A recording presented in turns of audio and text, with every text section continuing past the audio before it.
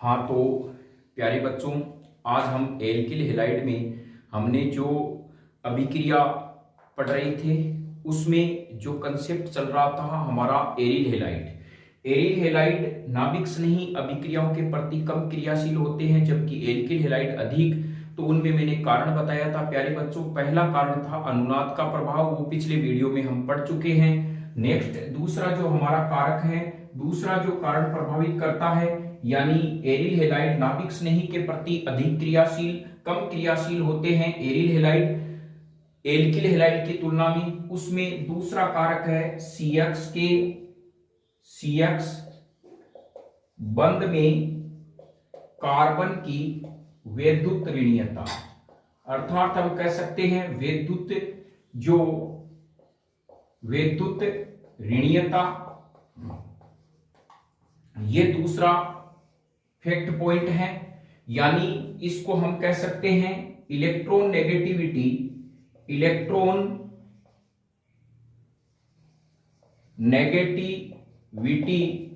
Of carbon in CX bond. जो carbon और यानी हम कहें कि एरिल हैलाइड हो या एल्किल हैलाइड हो, उसमें जो इलेक्ट्रॉन नेगेटिविटी है, शॉर्ट में हम इसको EN भी कह सकते हैं, वो किस प्रकार डिफेक्ट करती है। तो यहां आइए हम संरचना के बारे में देखते हैं। तो यहां पर जो एरिल हैलाइड है उसकी संरचना इस प्रकार से है, और यहां पे जो हमारे पास में एल्किल हैलाइड है उसकी संरचना इस प्रकार से है। तो सबसे पहले एग्जामिनर को हमें यह समझाना है, इसमें sp3 संकरण पाया जाता है, अर्थात हाइब्रिडाइजेशन पाया जाता है, और यहां पर जो हाइब्रिडाइजेशन होगा वो sp2 होगा। किस प्रकार से होगा प्यारे बच्चों, हमें पता है यहाँ कार्बन में डबल बॉन्ड आ रहा है sp2 होगा, कार्बन सिंगल बॉन्ड बनाता है sp3 होगा। यदि कार्बन ट्रिपल बॉन्ड बनाए तो sp हाइब्रिडाइजेशन होता है। यह आप थोड़ा कंसेप्ट क्लियर रखें। यहाँ पे इन कार्बन में sp संकरण होता है। ये जो हमारे पास में कार्बन है प्यारे बच्चों, इनमें sp2 होता है, इनमें भी sp2 हाइब्रिडाइजेशन होता है, और जब कार्बन सिंगल बॉन्ड बनाता है वहां sp3 हाइब्रिडाइजेशन होता है। चलिए हम इन कंसेप्ट को थोड़ा हटके यहाँ पे बना रहे हैं। बताइए इस कार्बन में कौन सा संकरण होगा। ये कार्बन सभी सिंगल बॉन्ड बना रहा है, sp3 संकरण होगा। तो यहां पर हम कह सकते हैं इस प्रकार से संरचना बनाकर कि हम जानते हैं एल्किल हैलाइड में हेलोजन परमाणु जिस कार्बन से जुड़ा होता है, आप यहां पर भी यह भी लिख सकते हैं कि राइट डाउन कर सकते हैं, एल्किल हैलाइड में हेलोजन परमाणु जिस कार्बन से जुड़ा होता है उसमें sp3 संकरण पाया जाता है, जबकि एरिल हैलाइड में हेलोजन परमाणु जिस कार्बन से जुड़ा होता है उसमें sp2 संकरण होता है, और अर्थात इस कार्बन में S लक्षण अधिक होते हैं। अब हम यहां जानने का प्रयास करेंगे आखिर S लक्षण किस प्रकार से ज्ञात करें। तो यहां बिल्कुल कंसेप्ट एकदम इजी है, पहले हम इसको समझते हैं, फिर पूरा का पूरा प्रोसेस हम लिखने का प्रयास करेंगे। देखिए यदि हमें देता है sp3 में S लक्षण, अर्थात S character in sp3 hybridisation, तो यहां S का पूछा है। S हमारे पास कितने हैं, 1, P कितने, यहां पर टोटल जो हमारे पास में है 3 और 1 4 हैं, और यहां पे मैं 100 कर दूंगा अर्थात 25%। इसमें S लक्षण आ जाएगा मेरे पास में 25। जैसे हम मानते हैं राम और श्याम के बीच में अनुपात 4:3 है। बताओ इनके पास पूरे 100 रुपए हैं, तो राम के पास कितने होंगे प्यारे बच्चों, हम कहते हैं 4, और टोटल रेशियो निकालते हैं 7 गुणा 100, हमारे पास राम के पास धन आ जाता है। इसी प्रकार कह रहा है S 1 है, P 3 है, तो S का रेशियो क्या होगा, तो 1 बट्टा टोटल 3 और 1 4 गुणा 100 25%। sp3 hybridization contain the 25% character of S, यानी S लक्षण ये 25% रखता है। अब आप मुझे बताइए sp में S लक्षण कितना परसेंट होगा, 1/2 बराबर 100 बराबर 50%। और यहां पर क्या होता है, इस कार्बन के पास में 33.33% एस लक्षण होते हैं, जबकि इसके पास में जो एस लक्षण है प्यारे बच्चों 25% है। अर्थात एस का जो हमारे पास हम जानते हैं एस कक्षक है वो नाभिक के समीप होता है, जिससे अट्रैक्शन पावर ज्यादा लगता है। तो इस कार्बन की इलेक्ट्रोनेगेटिविटी ज्यादा होती है, जिससे यह हेलोजन को प्रबलता से बांधे रखता है, जबकि इन एल्किल हैलाइड की तुलना में। इसी कारण नाभिक श्रेणी इस बॉन्ड को आसानी से तोड़ नहीं पाता, हेलोजन और कार्बन के बीच में जो बंध है उसको तोड़ नहीं पाता। इसी कारण एल्किल हैलाइड की तुलना में नाभिक श्रेणी प्रतिस्थापन अभिक्रिया धीमी गति से देते हैं। चलिए हम इसको लिखते हैं। पहले आप इसको इस प्रकार से उतार ले प्यारे बच्चों। आपने यदि यह लिख दिया तो एग्जामिनर आपका कंसेप्ट समझ जाएगा क्या है। अब हम इसको आगे थोड़े शब्दों में लिखने का प्रयास करते हैं। हम जानते हैं एरिल हैलाइड में हेलोजन से जुड़ा कार्बन sp2 संकरण रखता है, जिससे इस कार्बन में एश लक्षण 33.33% होते हैं, जबकि एल्किल हैलाइड में हेलोजन से जुड़ा कार्बन sp3 संकरण रखता है।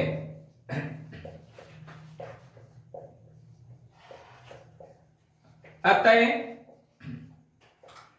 इसमें एस लक्षण 25% होते हैं। वह एरिल हैलाइड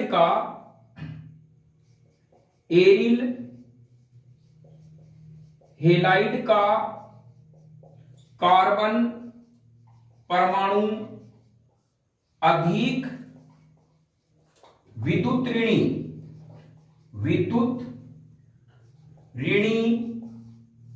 होने से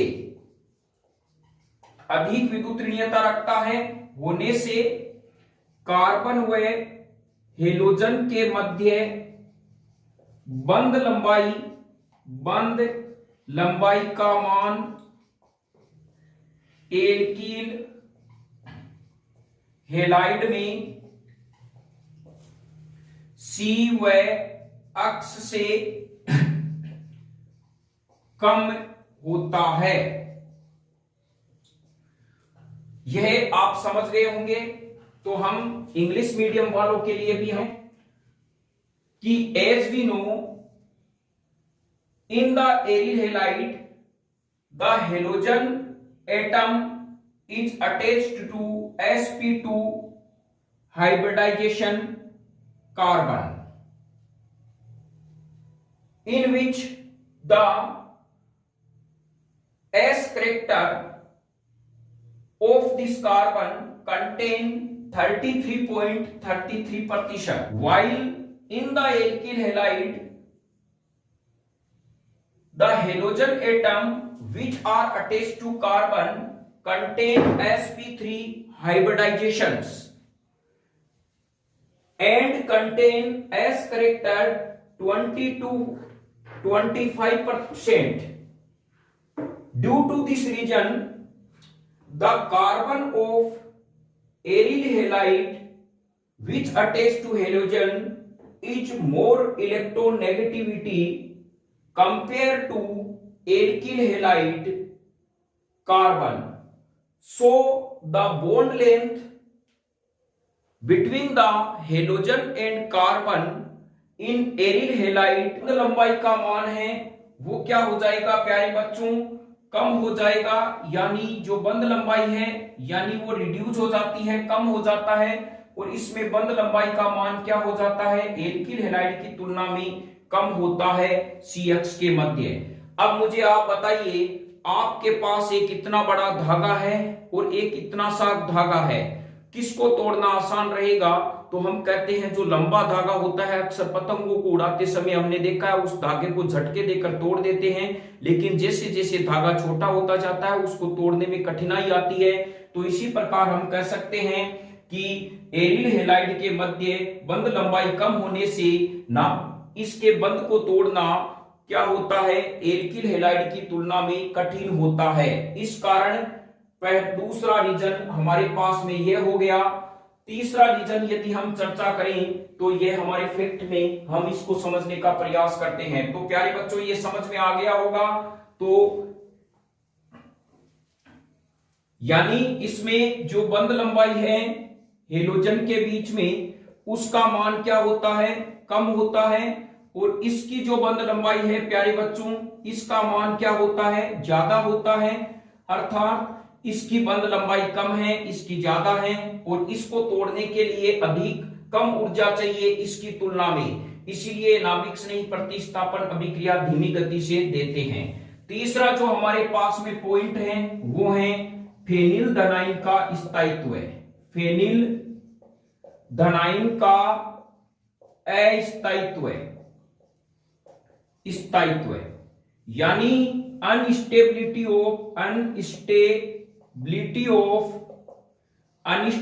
ऑफ फेनिल केटाइन। हम कह सकते हैं जैसे ही हमारे पास में यह मेरे पास हेलोजन है, ये यदि Cl- के रूप में बाहर निकलता है प्यारे बच्चों तो यहां पर यह फेनिल केटाइन बनता है। अब हमें पता है यह रिजोनेंस के द्वारा, अनुनाद के द्वारा अपने आप को स्टेबिलिटी नहीं दे पाता। दुनिया का यदि सबसे अस्थायी अनस्टेबल कंपाउंड है तो यह फेनिल धनाइन है। और दूसरे बारे में बात करें हम CH3CH2X, यदि ये X अलग हो जाता है तो यहां पर ये जो एल्किल केटाइन बनता है वो क्या करता है, फेनिल धनाइन से ज्यादा स्थायी होता है। अर्थात यह फेनिल धनाइन एल्किल धनाइन की तुलना में अस्थायी होता है, इसीलिए नाभिक स्नेही प्रतिस्थापन अभिक्रियाएं धीमी गति से देता है। चौथा क्या है हमारे पास में, नाभिक स्नेही के प्रति प्रतिकर्षण। चौथा जो पॉइंट आएगा वो हमारा आएगा नाभिक स्नेही के प्रति प्रतिकर्षण। नाभिक स्नेही के प्रति प्रतिकर्षण, प्रतिकर्षण। तो हम यहां कह सकते हैं रिपल्शन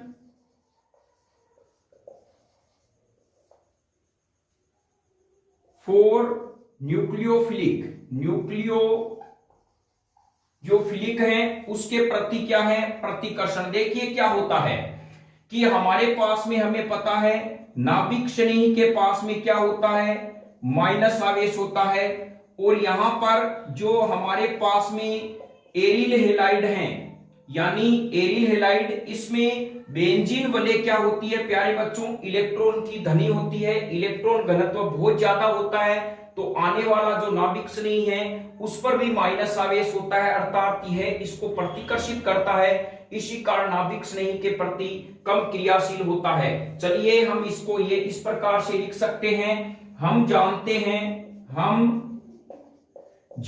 हैं एरिल हैलाइड में बेंजीन वलय इलेक्ट्रॉन की धनी होती है, इलेक्ट्रॉन की धनी होती है, अतः आने वाले नाभिक स्नेही को प्रतिकर्षित करती है, प्रतिकर्षित करती है। इसी कारण ये नाभिक स्नेही के प्रति कम क्रियाशील हैं। अर्थात हम कह सकते हैं as we know in aryl halide benzene ring contain more electronegativity when the nucleophilic coming toward to benzene ring, so it will be repulsion by its। तो इसी कारण क्या होते हैं कि ये नाभिक स्नेही के प्रति क्या होते हैं, कम क्रियाशील होते हैं। तो अब यहां पर जो 4 फैक्ट हैं वो ध्यान रखें 2 नंबर के प्रश्न में। बताइए प्यारे बच्चों कौन कौन से जो फैक्ट हैं जो यह सिद्ध करते हैं एरिल हैलाइड नाभिक स्नेही प्रतिस्थापन अभिक्रिया बहुत कम यानी धीमी गति से देते हैं एल्किल हैलाइड की तुलना में। पहला फैक्ट मैंने बताया था अनुनाद का, जो वीडियो में पिछले वीडियो में है, अनुनाद का प्रभाव। दूसरा हमने आज जिक्र किया था CX के मध्य बंद लंबाई ये फैक्ट होता है। तीसरा हमने अध्ययन किया था जिस फैक्ट के अंदर पहला हमारे पास में रिजोनेंस इफेक्ट हो गया, दूसरा bond length between the CX यानी CX के मध्य बंध की लंबाई। तीसरा हमने कहा था फेनिल धनाइन का अस्थायित्व, फेनिल धनाइन का अस्थायित्व अर्थात अनस्टेबिलिटी ऑफ फेनिल केटाइन। और चौथा हमने पॉइंट लिया था यहां पर एरिल प्रतिकर्षण प्रभाव, इसको हम कह सकते हैं प्रतिकर्षण प्रभाव यानी रिपल्शन इफेक्ट। देखिए हम किताब की बजाय अपनी लैंग्वेज में यदि हम आंसर लिखें, रिएक्शन सेम रखें तो अच्छे नंबर आने की उम्मीद होती है। तो पहला इफेक्ट होता है यानी हम कह सकते हैं एरिल हैलाइड एल्किल हैलाइड की तुलना में नाभिक स्नेही प्रतिस्थापन अभिक्रिया के प्रति कम क्रियाशील हैं। इसके निम्न कारण हैं। As we know the aryl halide is less reactive for nucleophilic substitution reaction comparison to alkyl halide। These reason are follows, निम्नलिखित हैं as following। First is resonance effect, second is bond length, third is instability, four is repulsion प्रभाव। बताइए आपके ये मुझे लगता है concept clear हो गया होगा। अब यहां पर हम कुछ उदाहरण ले रहे हैं प्यारे बच्चों, जिनसे हम कुछ ऐसी कारक हैं जिससे यह नाभिक स्नेही प्रतिस्थापन अभिक्रिया के प्रति इनकी क्रियाशीलता को बढ़ाया जा सकता है। तो यहां पर हमारे पास में सपोज कीजिए यह है एल्किल हैलाइड, एल्किल हैलाइड है, इसकी मैं अभिक्रिया कराता हूं NaOH से, NaOH से रिएक्शन कराता हूं 623 केल्विन पे और 300 एटमॉस्फेयर पे इसकी अभिक्रिया होती है। तो मेरे पास में यहां पे बनता है प्यारे बच्चों, ध्यान रखना ये NaCl यहां से चला जा यानी यहां पर HCl यहां से रिमूव हो जाता है और बन जाता है मेरे पास ONa। इसको कहते हैं सोडियम फिनोक्साइड, सोडियम फिनोक्साइड अर्थात सोडियम फिनोक्साइड इसको कहते हैं। इसको कहते हैं क्लोरोबेंजीन, क्लोरोबेंजीन,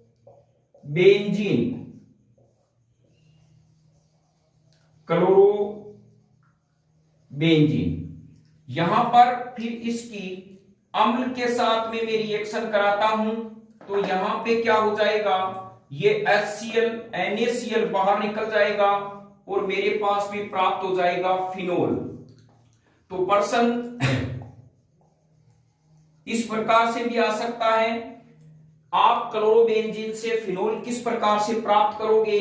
तो यहां पर देखिए क्लोरीन का प्रतिस्थापन किसने कर दिया, OH ने कर दिया, यानी यह एक नाभिक स्नेही प्रतिस्थापन अभिक्रिया है। यदि यहां पर एल्किल हैलाइड होता प्यारे बच्चों तो इनकी जरूरत नहीं होती, इन्हें गर्म करने की जरूरत नहीं पड़ती, ना ही इन पे प्रेशर लगाना पड़ता।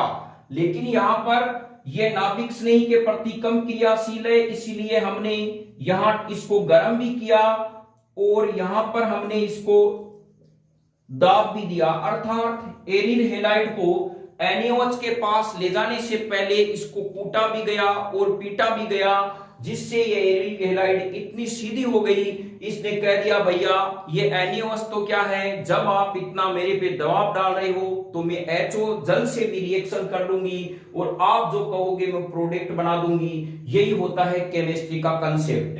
तो पहले यहां पर यह है। अब देखिए प्यारे बच्चों, जो रिएक्शन हमारे पास में लिखी हुई होती है, मान लीजिए सपोज कीजिए मेरे पास में ये है, यहां पर आपको देता है एक NaOH, दूसरे नंबर पे दे देता है आपको H+।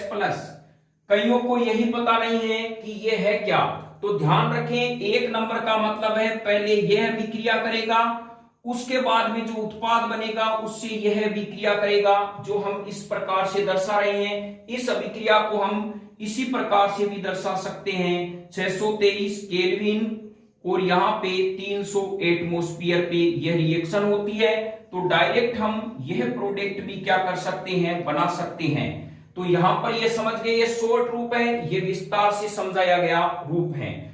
अब क्या होता है, जो इलेक्ट्रॉन एक्सेप्टिंग ग्रुप होते हैं, अर्थात इलेक्ट्रॉन को अपनी ओर आकर्षित करने वाले ग्रुप होते हैं। तो सपोज कीजिए मैंने यहां पर एक NO2 समूह लगा दिया, NO2 समूह यहां पे लगा दिया, इसका नाम हो गया 1-chloro-2 नाइट्रो बेंजीन, इसका नाम है।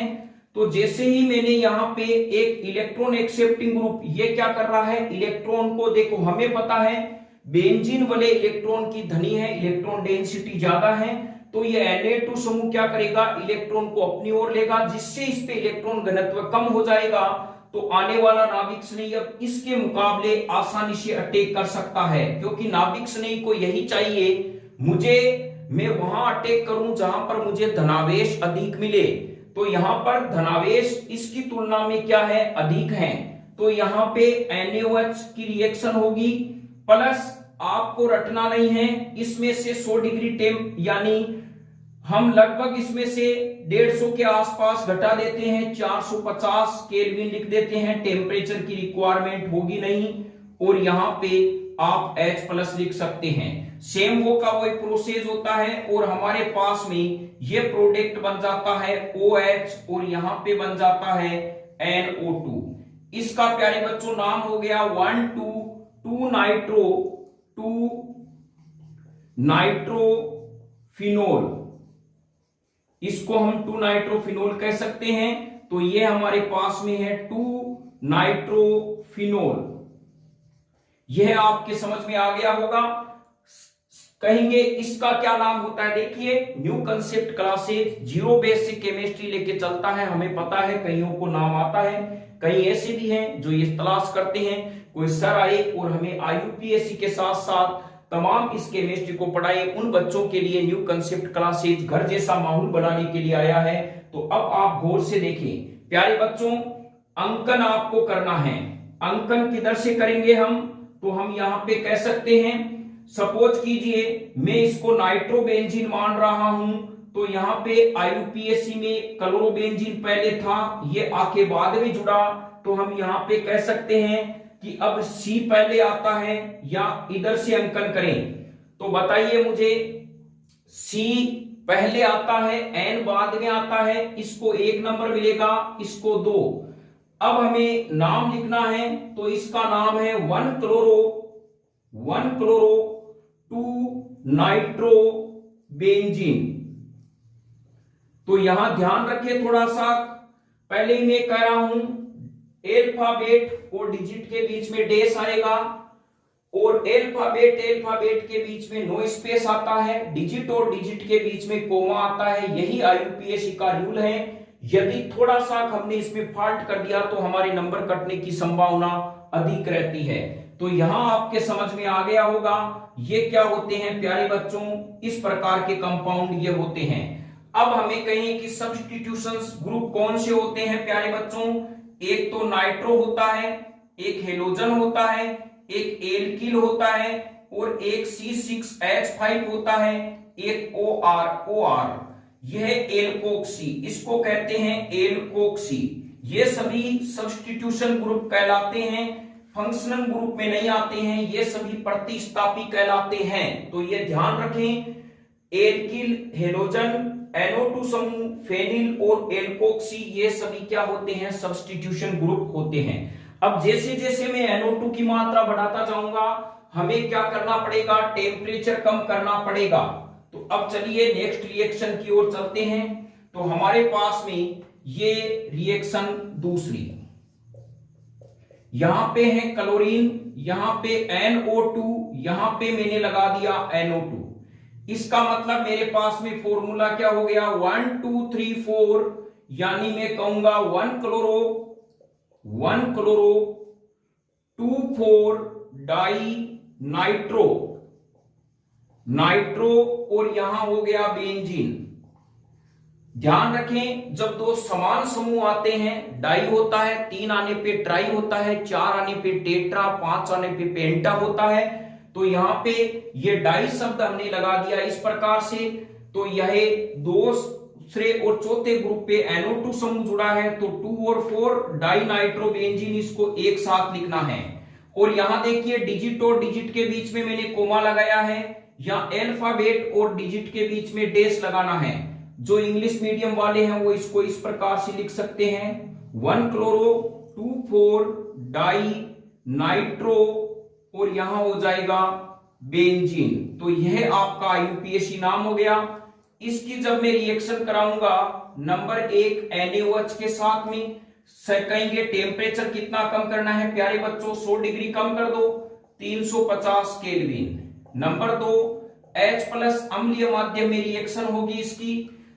तो यहां पे हमारे पास में जो कंपाउंड बनेगा वो बन जाएगा NO2, और यहां पे NO2 ये बन जाएगा OH।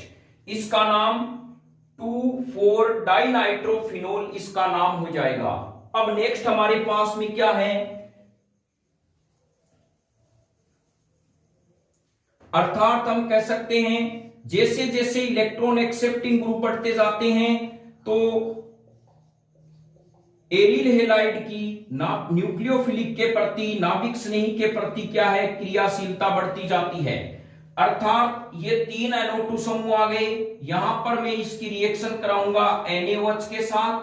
अब टेम्परेचर ज्यादा रिक्वायरमेंट है नहीं, और ये H+, चाहे तो आप यहां पर 250 केल्विन लिख सकते हैं। यह इतना ज्यादा क्रियाशील होता है नाभिक स्नेही के प्रति, कारण क्या होता है, यहां पे यह बन जाता है NO2, ये हो गया NO2, ये हो गया NO2।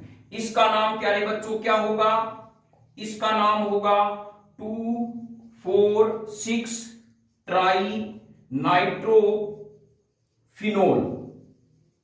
यह आपका क्या हो गया, IUPAC में नाम हो गया। जैसे जैसे हम केमिस्ट्री पढ़ते जाएंगे, जैसे फिनोल है, एमीन है, कार्बोक्सिलिक अम्ल है, आपकी IUPAC भी स्ट्रॉन्ग होती जाएगी। तो यहां आप समझ गए होंगे, नोट लगा के हम लिख सकते हैं, नोट में लिख सकते हैं कि जैसे जैसे एरिल हेलाइड में इलेक्ट्रॉन आकर्षित समूह बढ़ता जाता है, एरिल हेलाइड की नाभिक स्नेही प्रतिस्थापन अभिक्रिया के प्रति क्रियाशीलता बढ़ती जाती है। अर्थात when the electron accepting group are increasing at the aryl halide, then the reactivity is increased for nucleophilic substitution reaction। तो यहां पर आज आप समझ गए होंगे, कल हम नेक्स्ट रिएक्शन के साथ में आएंगे कि NO2 का प्रभाव ऑर्थो और पेरा पे ज्यादा होता है, मेटा पे यदि है तो क्यों नहीं।